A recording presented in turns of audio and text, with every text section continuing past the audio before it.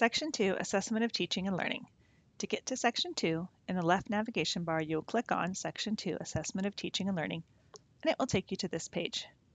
You're going to scroll down past the assignment list, past the discussion prompt, and land on 1.5 Fact Assessment of Teaching and Learning. I'm going to click on the orange letters to get to the assignment block, and once again I'm going to click on the orange lettering to open the assignment under Attachments. This will download so that I can open it up on my computer. Formative Assessment for California Teachers Fact Verification. The purpose of assessment of teaching and learning is to provide opportunities to consider prior knowledge and skills acquired in teacher preparation while assessing teaching practice for strengths and areas of growth.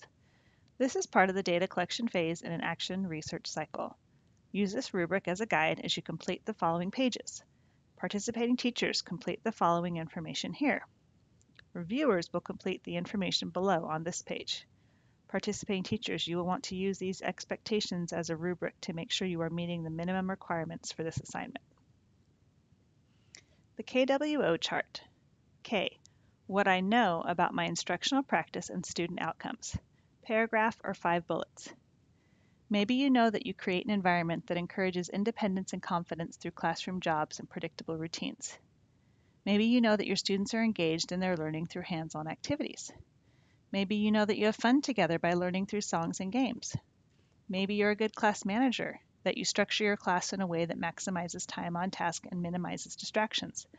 That's what you would like to put here, what you know about your instructional practice and student outcomes. What I want to know about my instructional practice and student outcomes, paragraph or 5 bullets. This is what you may be wondering about your class this year, about your instructional practice and your students as well. So maybe you'd like to know how to better serve your students that require more support. Maybe you would like to know how to better incorporate technology, or parent volunteers, or small group rotations. What you want to know about your instructional practice and student outcomes belongs here. Lastly, what I would like my support provider to observe, paragraph or 5 bullets. What you want your support provider to observe should be reflected in the What I Want to Know section. So what you want to know is something that you're going to want your support provider to observe. So depending on what you put there, maybe you want your support provider to observe the levels of engagement, or how you incorporate technology, or peer collaboration. Just depends on the What I Want to Know section. As your support provider is observing, they're going to be taking notes, and these notes are going to be incorporated into the CSTPs. There are 2 ways that your support provider and you can complete this section. Your support provider can take their notes and then input them where they fit into the 6 CSTPs, or your support provider can take notes and then together you can decide where they fit into the CSTPs. That will be up to you and your support provider to decide what's going to work best for you in your situation. Afterwards, you're going to have a post-observation reflection/conversation with your support provider. You're going to use evidence from the observation to capture key insights about your teaching. First, participating teacher reflection, paragraph or 5 bullets. How did the lesson go? Were there any surprises? This is really how you think, how you feel the lesson went. Did it go well? Did it not go well?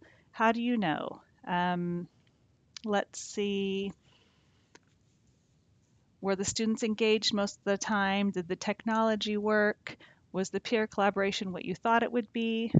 It's just your reflection, truly your reflection on how the lesson went. Second, key evidence shared after observation, paragraph or 5 bullets. What stood out? What supports the teacher's reflection? This is where you and the support provider will take a look at the notes and see what supports your reflection up here. What evidence in the notes can support how you felt or how you thought your lesson went?